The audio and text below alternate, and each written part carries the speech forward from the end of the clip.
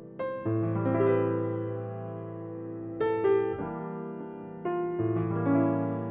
est dans les docks de Marseille, qui dans les derniers 8 ans, il a fait un changement très fort. C'est-à-dire un bâtiment qui c'est ce que j'appelle héroïque. Ce sont des bâtiments qui, parfois, dans cette grande ville, on peut trouver parce qu'il y a une histoire très importante, ils sont nés pour être des grands dépôts, ils sont liés au port, et qui dans les dernières années, grâce à l'opération Euroméditerranée, il est devenu une partie d'une ville contemporaine, à côté, juste aux limites du centre historique, du vieux port.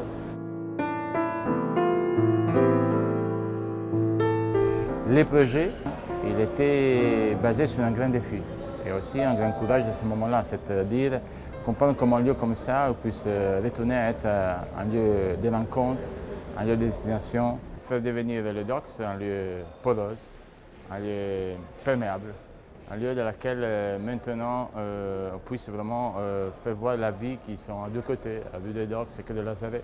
Pour ces bâtiments-là qui s'élongent 400 mètres, avec un rythme très régulier, avec ces 4 cours, il était toujours vécu comme dans une manière longitudinale et sans avoir aucune relation à l'extérieur. Notre volonté tout au début, c'est de faire vraiment travailler avec l'extérieur et donc on a vraiment créé cette grande transversalité.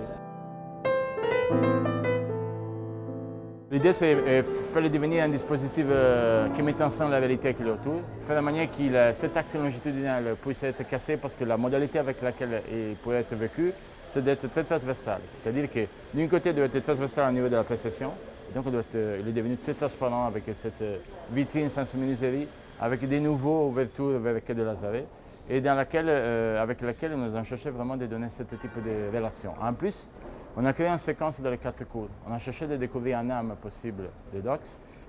Et cette âme-là, pour nous, c'est la méditerranéenne, c'est-à-dire de reporter couleur, matière, nature à l'intérieur. C'est aussi, comme dire, découvrir avec une situation un peu de merveille quelque chose qui n'est pas attendu à l'extérieur. Et quand on rentre à l'intérieur, on découvre un cours bleu, un cours jaune, vert avec la nature qui grimpe à 30 mètres, après des voiles métalliques, après on sort et une façade qui n'était jamais une façade pour un place, jamais une façade urbaine, il devient le plus grand mur des mots dans le monde. Et ces mots-là sont tous les écrivains qui dans l'histoire il a écrit sur Marseille, avec lesquels chacun peut s'identifier ou peut les découvrir.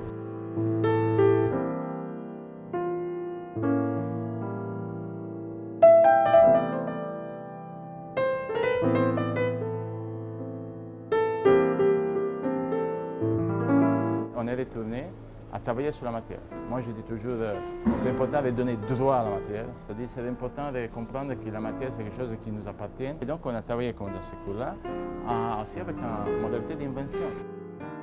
Il y a une modalité de se mettre aussi en relation, aussi sur le mode de position, avec tous les différents flux. Il y a des passerelles, il y a des transparences transversales, il y a des boutiques à côté. Donc, il y a vraiment, comment dire, une scénographie continue, que c'est le village, c'est la ville, c'est la ville. Pour chaque cours, il était accompagné vers le ciel avec une scénographie toujours différente. Et chaque cours, il crée cette séquence, cette histoire dans laquelle, ici, par exemple, la cour bleue, la matière touche les cours, les 4 façades. Dans la deuxième, on commence à se détacher. La céramique devient un autre type de céramique réalisé avec un artiste. Et il accompagne la nature. La troisième, c'est toute la nature qu'on va créer en enveloppe. Et la quatrième, les grandes voiles, c'est des grands éléments géants, ils ne touchent pas les façades. Et après, on rentre dans un espace pour sortir la façade. C'est-à-dire qu'il y a un accompagnement très important, très différent, qui vraiment il nous porte à travers la matière qui change dans les sols, qui change dans les cours, à raconter une histoire.